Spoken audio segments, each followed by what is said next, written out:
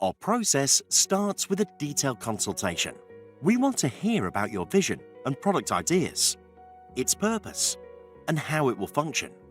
We then estimate the project, undertake market research, collect material samples, and plan timescales.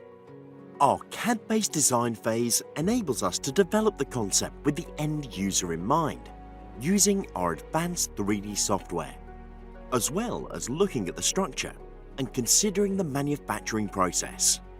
We then review the product design with you, fine-tuning the 3D models for your approval. We always start designing with the end user in mind, considering final production methods and suppliers, as well as production and component cost. Finally, we manage the manufacture of the prototype and final product trials if required. Speak to the team and find out how we can help you convert your concept into a reality.